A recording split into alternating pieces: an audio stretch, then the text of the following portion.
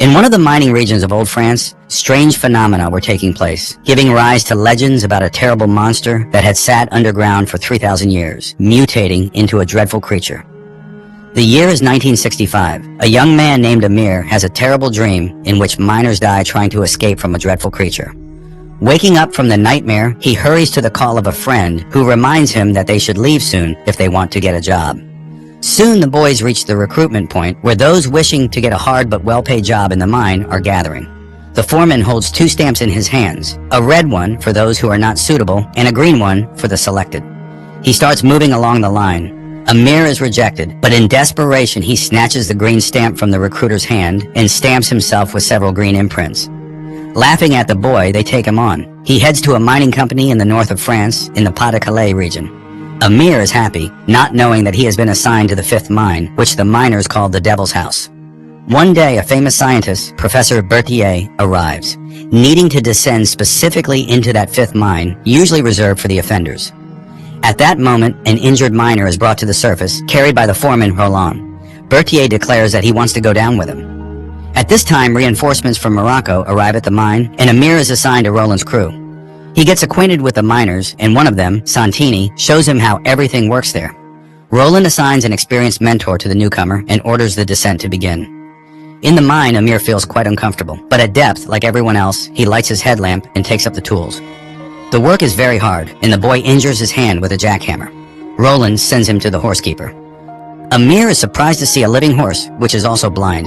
It turns out it will soon be replaced by machinery, and this horse is the last in the mine. Later, Roland notices that a rat has crawled into Amir's bag and bitten his lunch. He explains that rats sense danger, so miners feed them. He gives the boy an apple in exchange for the spoiled sandwich and orders him to continue working. After the shift, Amir feels incredibly tired, but is not willing to give up. A week later, Roland announces that Professor Berthier will join them in the mine that day, and they will be well paid for it. The professor explains that he needs to reach a certain place, for which the miners need to blow up a wall.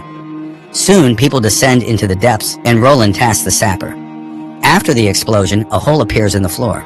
The miners are surprised. Working with such voids below is dangerous. Roland tries to find out what exactly the professor is looking for. Not getting an answer, he throws Berthier's notebook down the hole. The professor volunteers to go down first, as he needs to find it. Soon the professor finds himself in the dungeon of the old mine. The others follow, and Roland recalls the old miner's legend about the curse of Saint-Louis. It is said that 100 years ago, the old mine caught fire, they couldn't extinguish it, and 30 miners could not escape. Then they bricked up this mine, leaving the body somewhere here. While the miners are looking around, Berthier disappears. Roland divides his men into 2 groups, which go in different directions in search of Berthier. People are shouting, calling for the professor, but he does not respond. Suddenly, Amir's group finds a human skeleton holding a strange polyhedron in its hands.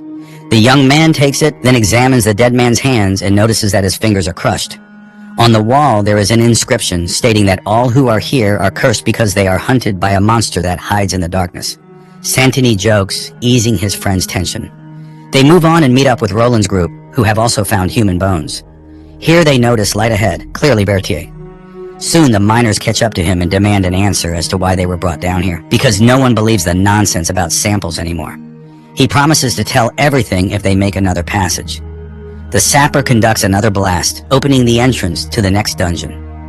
Berthier rushes in and marvels at the hieroglyphs covering the walls. He does indeed take samples from the walls, explaining that they are several thousand years old, while the rest move on and find a whole pile of human bones mixed with old weapons.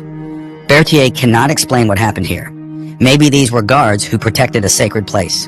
And then, the flashlight beams illuminate an ancient sarcophagus. Berthier explains that according to legend, this could be an ancient deity that dwelled in these dungeons. The professor takes pictures of the place when Roland demands they return. The miners head to the exit, where the ladder is already set up and the horse is waiting. But it suddenly breaks free and runs into the darkness. No one understands what happened when there is a collapse, and the entrance to the dungeon is blocked by stones. When people come to their senses, it turns out that Santini is seriously injured. It turns out that there is no one in the mine above, because Berthier demanded complete secrecy. Roland, barely containing his anger, curses the scientist, but they need to take care of the wounded. He sends the others to look for passages, while he sets the injured man's leg. The men disperse in different directions, while Roland shares his thoughts with one of the miners. When they get out, the mine will likely be closed, and scientists will come here. Meanwhile, Amir finds colleagues who have returned to the sarcophagus and are trying to open it. The young man asks them not to do it, but they do not listen. However, the lid is too heavy and does not yield to brute force. Then Amir remembers the polyhedron he found, pulls it out, finds a hole in the lid of the stone box, inserts the find into it, a click sounds, and the lid shifts. Beneath it is something covered with fabric, on top of which lie precious ingots. The miners rush to collect them, since the mine will now be closed, and they will be left without means. Amir tries to dissuade them, but they chase him away, threatening violence if he betrays them. Amir runs off into the darkness and, sitting down by the wall, cries out of self-pity. Meanwhile, those left at the sarcophagus argue about the inadmissibility of disrespecting the dead and do not notice something rising from the sarcophagus. Amir hears wild screams and sees the miners who desecrated the tomb running. The three of them return to the others and try to tell them that something alive is behind them. Roland doesn't believe it when long, bony fingers emerge from the darkness and drag one of the miners away. The rest run away in horror, and soon they find a bloody trail leading to the corpse of their unfortunate comrade. Berthier is taken seriously, and he confesses that they will not be disturbed for another 10 hours. He knows nothing specific about this place. There is data that it was an unknown civilization that lived here for centuries. They believed in the god from the sarcophagus, who supposedly descended from the sky more than 3,000 years ago, and worshipped him because they were afraid. But then Amir joins the conversation because it's not a sarcophagus, but a prison. He can draw a map of the dungeon and show where everything is. And then everyone remembers Santini and rushes to the debris.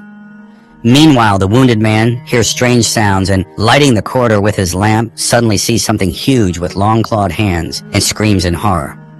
The miners who arrive find only the empty stretcher on which their comrade was lying, but directing the light into the shaft, they see the monster holding Santini in its claws and then tearing him apart in front of the people. The enraged men rush forward, but the creature releases the miner and disappears into the darkness. However, they cannot save their friend, and he dies in their arms. The miners decide to lure the monster into one of the tunnels and blow it up with the remaining explosives, but they have to decide whether to kill the monster or escape themselves. Then Berthier suggests returning to the grave to read the inscriptions. Most likely they indicate a way out because the ancient inhabitants must have had a way to get here. The miners go to the grave and soon find a place where human skeletons lie between iron bars. At first glance it looks like a prison, but Berthier explains that these were volunteers who were sacrificed to the god. At least that's what is written on the wall. They go further and find blood on the walls, and inside the burial chamber there's a whole pool of it. Berthier volunteers to go there first, and Amir accompanies him. Inside, they see only the corpse of a horse, but as soon as they enter the chamber, the professor presses a secret lever, and the entrance closes with a stone. Amir screams in horror, and Berthier is surprised. Did he really think he could trust the miners? As soon as he finds the way out, they would just kill him. Berthier and Amir start reading the inscriptions on the walls and learn that there are 9 such graves around the world. At the right time, the sleepers will wake up, and until then, they must be fed by volunteers. But in the end, some lord must appear who will kill these monsters and take the predominant place. Then Amir finds a palindrome, a phrase that reads the same from the beginning and the end. It leads the professor to conclude that the entrance is simultaneously the exit. Amir rushes to the lever when the corpse of the horse begins to move and a monster rises from it. It spreads its terrible arms when the professor himself steps into its embrace, rejoicing at the first contact with an alien. Amir sees him die in the arms of the monster and runs to the lever.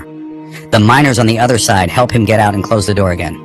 Amir promises to lead everyone out based on the professor's notes, unaware that the monster is already opening the door. Soon, the men stop at a crossroads, and while Amir is reading the notes, they suddenly hear characteristic sounds. Roland suggests turning off the light, and everything goes quiet. But when they light the lamps, the monster is very close. It kills one of them with a single blow and drags another into the darkness. Amir and Roland manage to escape. The foreman asks the young man to find a way out, but he suddenly warns that the monster will kill the entire village if it gets out. Roland is furious. He has lost all his friends and Amir is nothing to him, so from this moment on, they will go their separate ways. But Amir talks about the palindrome and points in the direction. And soon they come out to a new bone graveyard, which turns out to be long-lost miners. Roland realizes the only way out was here, but it was bricked up when the mine collapsed. However, there's a well for sacrifices that leads straight to the surface.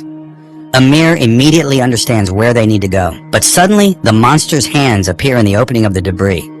It grabs the young man by the legs and drags him under the stones. Roland can do nothing and is left alone. After experiencing a bout of despair, he opens the professor's notes, takes all the remaining explosives, and starts back. Soon he finds the well filled with human bones. Meanwhile, Amir regains consciousness and sees before him a monster sitting on a throne, holding one of the miners in its hands. He pleads with the creature to release his friend, groping on the ground for an iron knife, but the monster tears off the captive's head, which suddenly starts talking to Amir on behalf of the alien, demanding to be shown the way out and calling him Lord. Then it hits the young man. The monster becomes stronger with each life taken, and they, merging in it, become a deity. But he refuses to prolong the monster's life and plunges the knife into the chest of the alien. As it screams in pain, Amir starts to run and finds the well, which Roland is already climbing. Delighted by his appearance, Roland extends his hand to the young man, and they climb the tall vertical shaft, inserting the remaining explosives into the crevices. But then the monster catches up to them and climbs after. Roland realizes they can't escape and asks Amir to turn the handle of the explosive box.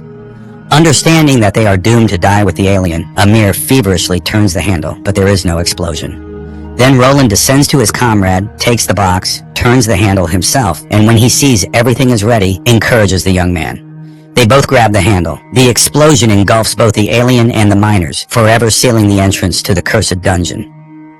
A genre movie that doesn't aspire to serious contemplation. An old-as-time story about human greed and the insatiable thirst for knowledge and glory turns into an exciting ride. Moreover, the film reminds us once again that even underground and in a fight with a monster, it's important to remain human.